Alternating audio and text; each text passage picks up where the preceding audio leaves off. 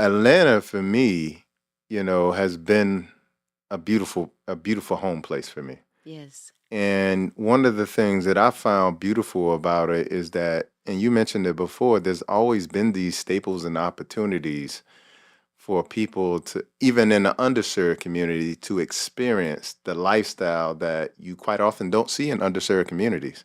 Like Yeah. Yeah. there's been a soul vegetarian that you mentioned that's been a staple, a healthful essence, yourself, and many others that probably no longer exist. But within that community in Atlanta, that is historically black and historic West End, we were using food as revolution before this whole vegan movement came apart.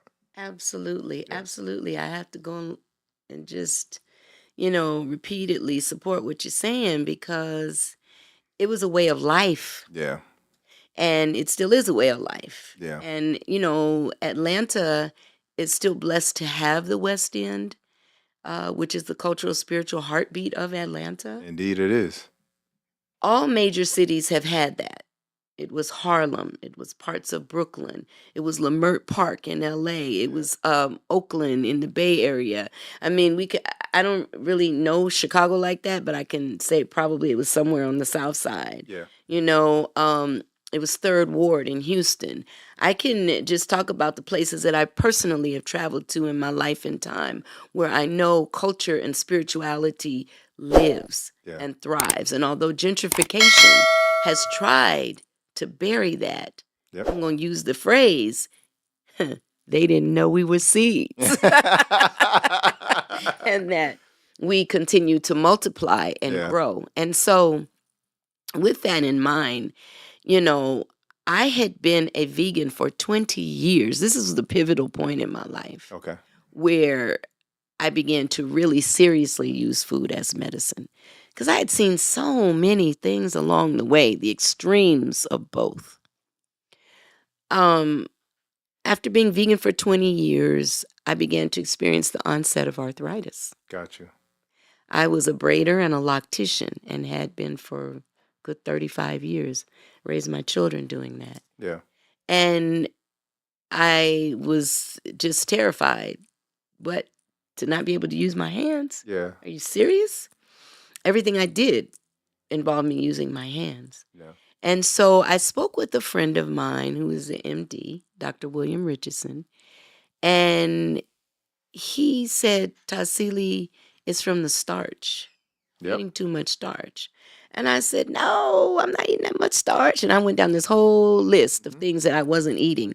He said, look, I don't know what you're doing, but I know it's the starch. Indeed. So again, I challenged myself to go a week without starches to see if what he said was true. Indeed. And I found two things. One, that yes, what he said was absolutely true. Yep. And two, I had become a starchitarian, Mm-hmm. which is what happens Many people do. to so many people who embark on the vegan vegetarian path. Why? Because, we're still looking for the bulk, Yep. To the fill up. carbohydrate bulk.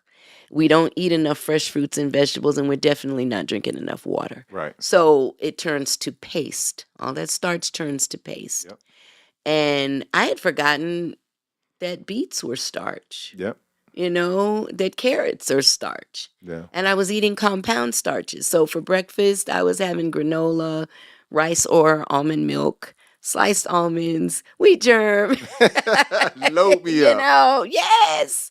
For lunch, some sort of sandwich, more bread, maybe a meat alternative. For dinner, the trusty vegan go-to, which is the stir fry. Yeah. So rice, pasta, quinoa, didn't matter. It was Yeah. starch with some veggies and typically not a salad, Got you. and definitely not drinking enough water. Got you. So at that point, I knew I was going to have to make a real shift, a lifestyle shift. And that's when I chose to fully step into the raw food lifestyle. Got you. And I was able to draw on my previous training from Dr. Aris. Yeah. And I had played around with it off and on over those 20 years, but never really committed. And I was a great faster. Oh my God, I might do a 30-day fast 3 times a year. Yeah. No big deal. But to take on raw food as a lifestyle, as a livity, Mm, was more than a notion. indeed. Because again, being vegan was barely a thing, Yeah. much less raw. And what I had observed of people who had become a 100% raw food is in the city, most of them were not really balanced. Okay. They were either super nervous, neurotic, you know, no shade. I know, because I was one of those people. um, and the ones that were balanced, they did some sort of Tai Chi, Qigong, yoga, or something to keep them grounded. Gotcha. Because in the city, we experience so much environmental pollution Yeah.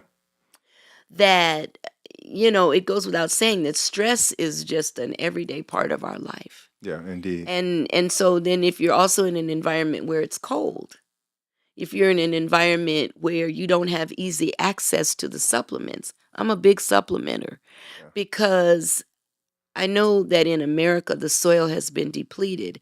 And unless you're dealing with farmers that have replenished the soil, then the soil can only give but so much to the vegetables. And then the vegetables and fruits only have so much to give us Right. as humans to 100%. process. And so we're starting out with a deficit. And then if you don't eat fresh fruits and vegetables at all, then you're really eating death, Yeah. basically. Indeed. And there would be the carnivores who would argue and say, "Oh, but I get my protein." Yeah. Right. But then what else are you doing? Yeah. Are you an athlete burning it off? If you are, then yeah, okay, go for it. Yeah. But after a while, if you don't keep up that physical regimen, then your body starts to break down and deteriorate. Not only that, when you think about meat in terms of like what its nutritional value is there's only about 5 different nutrients that method from a myth standpoint you get from meat. That's protein, maybe vitamin B12, niacin, iron. Right. And if you dive a little bit deeper and do a little bit more research, you'll discover that heme iron is actually toxic. And if you dive a little bit deeper, you'll notice that most people who have a vitamin B12 deficiency, I mean, I worked at the hospital, the vast majority of people who picking up prescriptions eat meat. And so when you start to break down some of the myths that go along with meat and the whole carnivore new diet thing that they're doing, you understand very quickly that this is going to be short lived. And so it's a blessing that places like Tassili Raw Reality exists. So tell us how that came into existence. Absolutely. From my own personal journey, again, I began to then experiment with raw foods because I had to eat, I had Yeah. to still feed my children. And the foods that Aris taught me to make took forever to make, which is why it was difficult for me to embrace the raw foodism as a lifestyle earlier. Okay.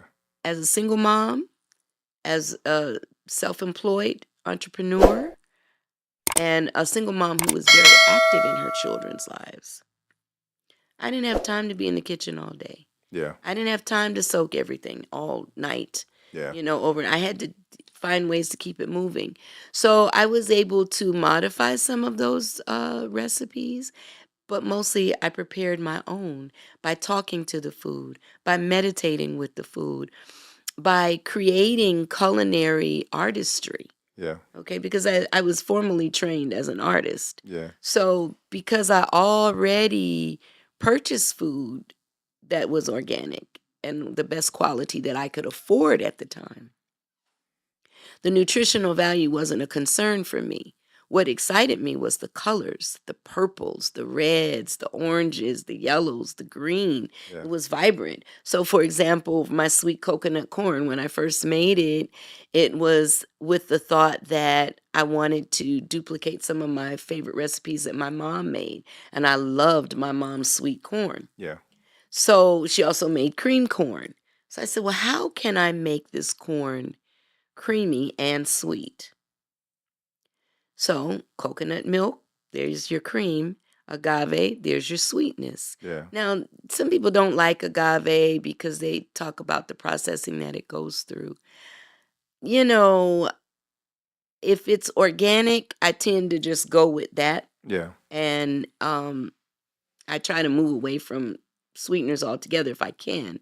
But I found that it was such a low glycemic that while I had shingles, I could eat agave and it didn't cause my back to itch because I had full blown shingles on my back at one point. Gotcha. But maple syrup caused my back to itch. Honey caused my back to itch.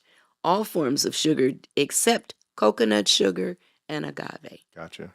So I worked with that. But, as I was looking at this dish, it was yellow and white and it looked boring to me. So I said, well, what do I need? Something green. So I played around between bell pepper and scallions. The scallions did it with the flavor, right? Gotcha. So then I said, well, okay, something else. It needs something that, like a splotch of something.